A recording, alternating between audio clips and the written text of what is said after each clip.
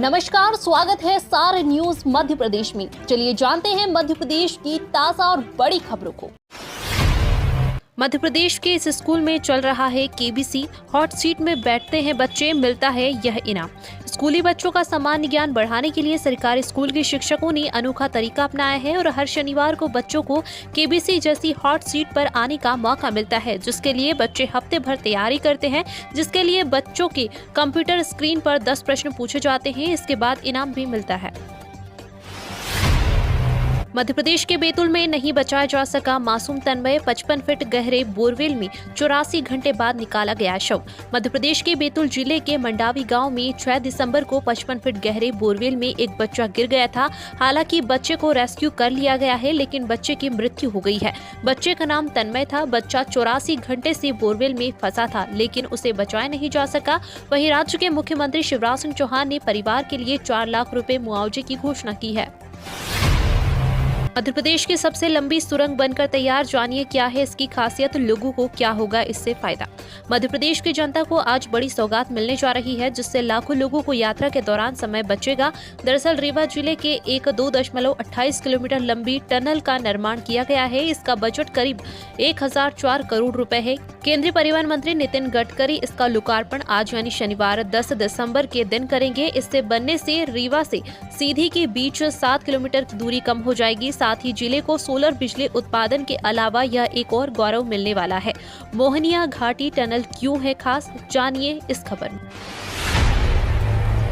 मध्य प्रदेश में वोटरों के बदले मिजाज से घबराने लगे किलेदार, सुरक्षित नहीं रहे नेताओं के अभेदगढ़। मध्य प्रदेश में 2023 का चुनाव सत्ताधारी दल बीजेपी और विपक्षी पार्टी कांग्रेस के लिए बहुत चुनौतीपूर्ण है। पिछले 5 सालों में प्रदेश की सियासत 180 डिग्री पर घूम गई है। सरकार बनाने के लिए दोनों राजनीतिक दलों की नजर उन विधानसभा सीटों पर है जिसको किला या अभेदगढ़ कहा जाता है। यह बात दूसरी है कि पिछले 5 सालों में वोटर के बदले मिजाज से अब इन अवैध किलों के किलेदार भी घबराने लगे हैं, यानी यूं कहे कि यह अभेदगढ़ सुरक्षित नहीं रहे हैं, जो शायद गलत नहीं होगा। पिछले 5 साल की चुनावी राजनीति तो कुछ यही कह रही है।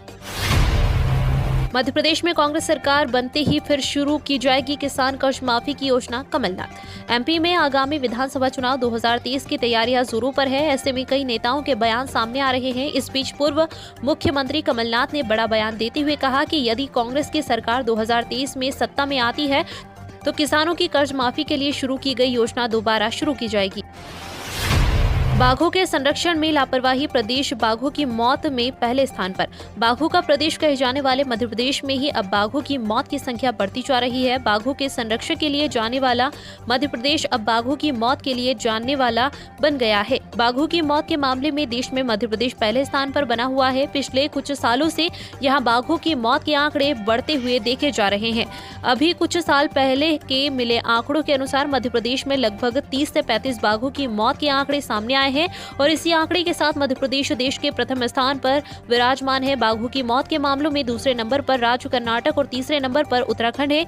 इस वर्ष में अब तक 6 बाघों की मौत हो चुकी है। शासन ने की बड़ी तैयारी, अब मध्य प्रदेश के सभी स्कूल कॉलेजों में इस दिवस भी रहेगी धूम। 12 जनवरी 2023 को प्रदेश के सभी विद्यालय, महाविद्यालय, अन्य शैक्षणिक संस्थानों के साथ ही पंचायत और आश्रम शालाओं आदि में सुबह 9 बजे से 10:30 बजे तक सामूहिक सूर्य नमस्कार कार्यक्रम आयोजित किया जाएगा। सामूहिक सूर्य नमस्कार कार्यक्रम पूरे प्रदेश में एक साथ एक समय और एक संकेत पर किया जाएगा। कार्यक्रम में किसी भी संस्था, छात्र एवं छात्रा का भाग लेना पूरी तरह से स्वैच्छिक होगा। सूर्य नमस्कार में कक्षा 6वीं से 12वीं तक के तथा महाविद्यालयीन विद्यार्थी शामिल हो सकेंगे। प्राथमिक शाला में कक्षा 1 से 5 तक के बच्चे सूर्य नमस्कार में दर्शक के रूप में उपस्थित हो सकेंगे। मध्य प्रदेश के सरकारी कॉलेजों में प्रिंसिपल के 496, प्रोफेसर के 3997 पद खाली। प्रदेश में नेशनल एजुकेशन पॉलिसी के 2 साल पूरे होने के बाद भी अब यूजी कॉलेजों में प्रिंसिपल के 96% पद खाली हैं। इसकी मुख्य वजह 20 साल से भी ज्यादा समय से प्रोफेसर के प्रमोशन न होना है। यही स्थिति इंजीनियरिंग और पॉलिटेक्निक कॉलेजों की भी है। मध्य प्रदेश को मिली देश की सबसे चौड़ी टनल की सौगात, जानिए इनमें क्या है खास। मध्य प्रदेश की सबसे लंबी और देश की सबसे चौड़ी 6 लेन टनल देश को समर्पित कर दी गई है। गुड़ सीधी मार्ग पर बनी मोहनिया टनल का शनिवार को केंद्रीय सड़क परिवहन मंत्री नितिन गडकरी और मुख्यमंत्री शिवराज सिंह चौहान ने उद्घाटन किया। इसके अलावा करीब 2500 करोड़ रुपए की योजनाओं का भी लोकार्पण और भूमि पूजन किया गया। मध्य प्रदेश के इन शहरों में ये है आज पेट्रोल डीजल का रेट। तेल भरवाने से पहले जरूर कर ले चेक। अंतर्राष्ट्रीय बाजार में कच्चे तेल की कीमत में गिरावट के बीच देश में आज के लिए पेट्रोल डीजल का रेट जारी हो गया है। आम आदमी की जेब पर पेट्रोल डीजल की कीमतों का सीधा असर पड़ता है, जिस वजह से आम आदमी भी पेट्रोल डीजल के भाव जानना चाहते हैं। मध्य प्रदेश की अगर बात करें तो राज्य के लोगों के लिए राहत भरी खबर है। राज्य में पेट्रोल डीजल का भाव अभी स्थिर बना हुआ है। राजधानी भोपाल में आज पेट्रोल का रेट 108.57 रुपए लीटर है, तो डीजल का आज रेट 93.83 रुपए लीटर है। मुख्यमंत्री युवा इंटर्नशिप योजना रजिस्ट्रेशन पात्रता। युवाओं के विकास के लिए मध्य प्रदेश शासन के अटल बिहारी वाजपेयी सुशासन नीति विश्लेषण संस्थान द्वारा मुख्यमंत्री युवा इंटर्नशिप योजना की शुरुआत की गई है। इस योजना के तहत युवाओं को विकास योजनाओं का कार्य अनुभव दिया जाएगा।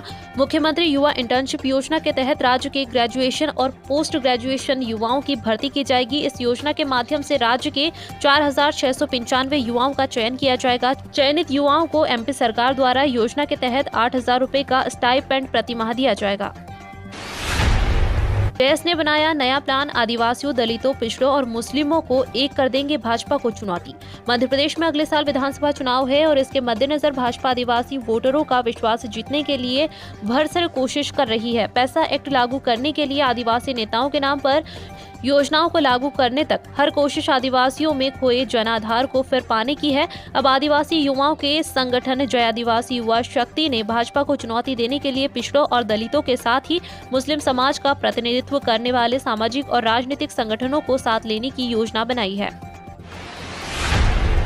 मुख्यमंत्री सामूहिक विवाह सम्मेलन में दुल्हन को दी गई घटिया सामग्री, विवाद हुआ तो वापस हुई। मध्य प्रदेश के दमोह जिले में मुख्यमंत्री सामूहिक विवाह सम्मेलन में गड़बड़झाला का मामला सामने आया है। यहां दुल्हन को घटिया दहेज सामग्री दी गई। जब मामला उजागर हुआ तो सामग्री वापस ली गई और अब दोबारा अच्छी क्वालिटी की सामग्री देने की बात अधिकारियों की ओर से कही गई है।